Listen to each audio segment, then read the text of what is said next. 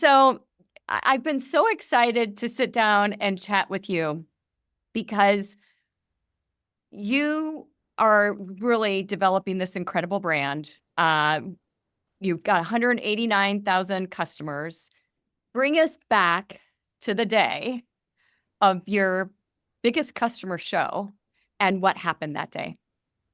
Yeah, so it wasn't that long ago. Kind of feels like a lifetime. Early October, we were all set to walk in to Orlando to our Connect event, which is our largest customer event. We were expecting to welcome close to 1,000 people on site. So excited about it, a record size for us. And we got on site with a pretty small team a few days before, and we did notice there's a small tropical storm that was forming in the Gulf. And, I get a call from my CEO on uh, Friday or Saturday and just to call you, hey, have you seen that? So what do you think? I'm like, it's so far out there. Gosh. Yeah, we'll be all right. It is what eventually turned into Hurricane Milton. And so we were watching it. We were talking with local authorities. We were talking with the hotel, and just concerned, right? As a company, we're headquartered in Charlotte, North Carolina. So we had a lot of people who had been impacted by Helene not long before that. And so we started raising the question about, hey, it looks like it's going to hit right in the middle of our event. Do you want to have people on the ground? Do you preemptively cancel? And they turn, right? So what if it turned and it just didn't even come to be?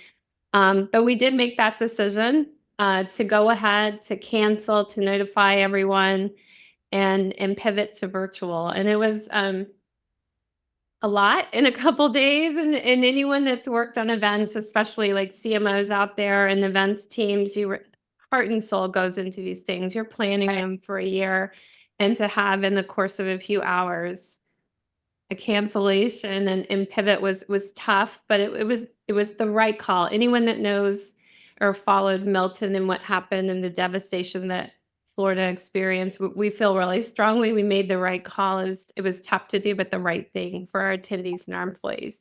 So this is a very different type of crisis communications. It's still crisis comms. You are Yeah. still, I mean, you have all sorts of different audiences that you need to take care of, that you need to be thinking about. And you want everyone to be in this situation, you want everyone to be safe.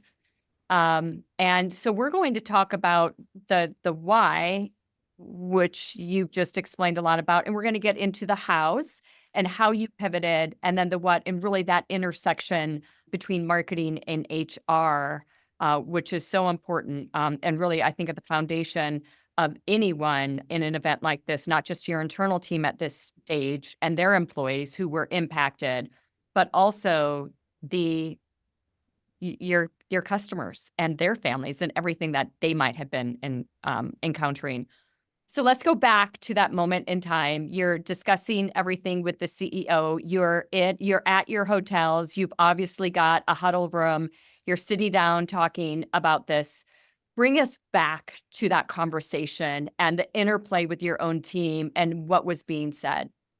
Yeah, it was a small team on site. There were only 5 of us that were there yet because we were so early. So we came in the Friday before, and the conference was set to start late Monday.